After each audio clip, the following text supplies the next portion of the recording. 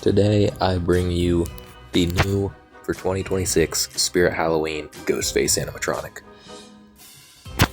This prop was just released a few days ago. He has two movements. One, technically I think it's on one motor, but his arms open up and a pump pumps fake blood through his mask, just like the old classic mask that did the same thing with a manual pump. And I think that's awesome. I think that's a great idea for a prop. It's very unique, and I'm surprised it took them up until 2026 to finally incorporate that into a animatronic, because it seems like a pretty obvious selling point to me. This specific prop stands at 6'8" when you are counting the end of the knife, and he is based off the Scream 5 Ghostface design, specifically Amber's Ghostface, which I'll get onto in a minute. He is online only and sells for $279.99 and has to have the large extra shipping fee because he's rather large. That being said, though, the box is smaller than you'd expect. It's pretty tall and wide, but it's not thick. It's like about a foot thick. It's really strange, but most of the parts on this guy are rather thin anyways, so that's why. You may notice that it says fake blood sold separately, and I want to go ahead and get this out of the way. That's just not true. You can buy separate fake blood if you want, but it does come with a bottle of fake blood, like the specific amount you need as well. So I don't know why they put that on there. I ended up buying extra fake blood, not from them, just because it said that it didn't have any, but that's wrong. It does have some, so you don't have to worry about that if you do intend on purchasing this prop. He has 4 phrases, all pretty good. I was really happy with them, once again, all from Scream 5. And otherwise, he's honestly a pretty good, unique Ghostface prop. I think he's one of the best ones we've gotten in recent years. He does, of course, not compare with the 2011 Gemmy one. That one will always be superior. But in my personal opinion, I think he's better than the 2024 Deluxe Ghostface, you know? And I mean, that was a good prop, for sure. It was nice. But this one, something about it is just a lot better, I think. And maybe I'm the only one that thinks that. It seems like it, but, you know, I really love this prop. I'm just going to go ahead and get this out of the way. The animation, it's really nice. It looks good in person. The motor seems strong, so I doubt it'll go out soon. And same with the blood pump. It looks very nice in person. So there's that. Overall, it's pretty nice. I mean, some people wanted there to be more animation, but I really don't know what you could add to this. I think it looks good enough on its own. But I want to mainly talk about the cosmetics, because a lot of people are trashing on this because they keep saying that the cosmetics, specifically the outfit and knives, are inaccurate. But that's just so wrong. It's kind of crazy how wrong that is. This Ghostface exact design is taken exactly from Amber's Ghostface in Scream 5. And a lot of people are kind of confused about the bullets on it.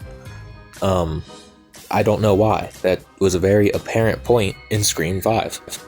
A lot of people are saying that, oh, well, I've never seen Ghostface wear a bulletproof vest. Why does he have one here?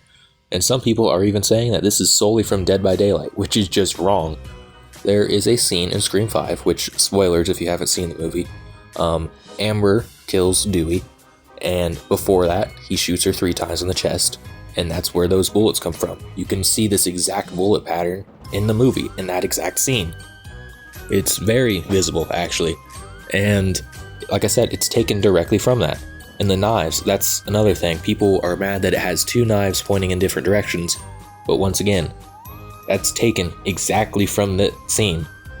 She has 2 knives, she's holding them the exact way that she's holding them on the prop, and then she kills Dewey. It's one of the most iconic scenes from the movie, maybe in the franchise in general, because, you know, it's a main character dying that was a fan favorite for most people, including myself. And this prop very accurately resembles said scene. So I don't get what the problem is. I think it's really good.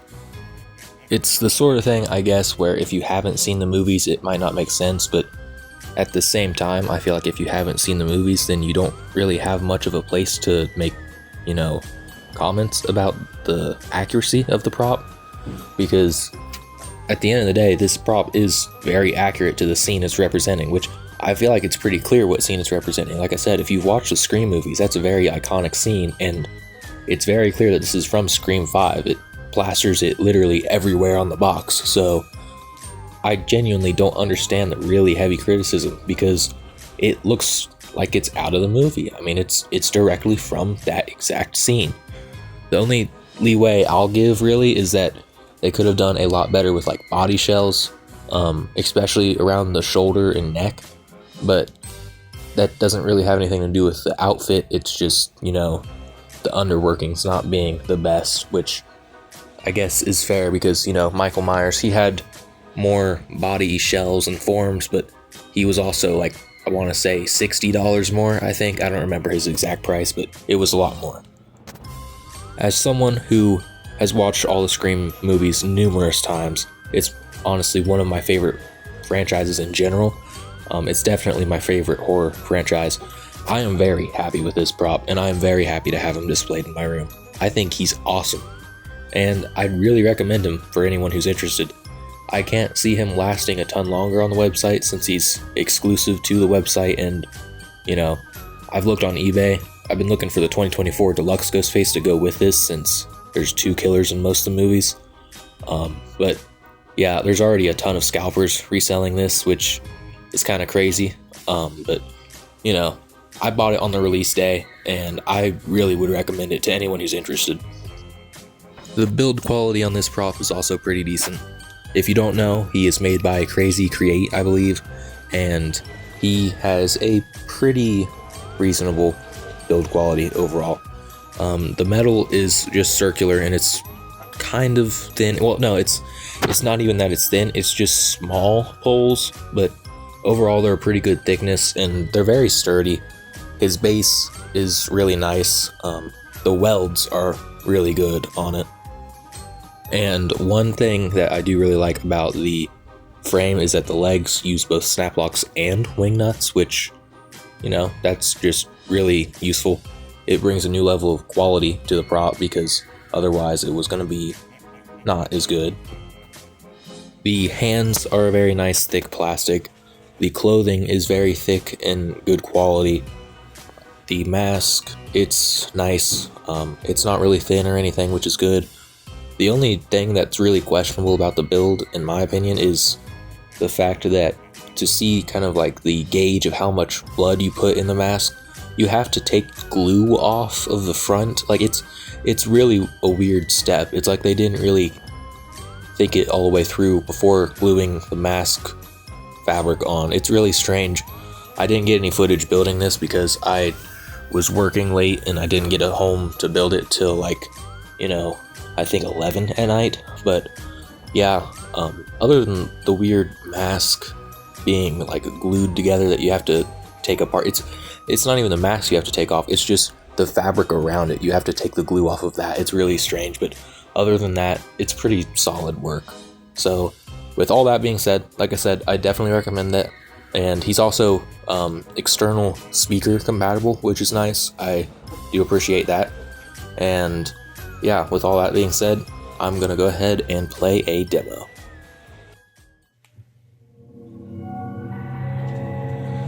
Maybe you're too weak for this franchise.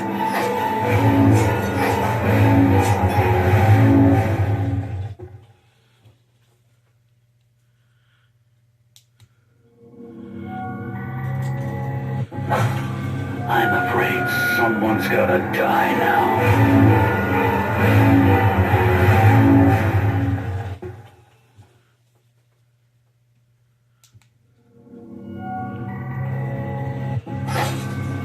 I told you, I want to play a game.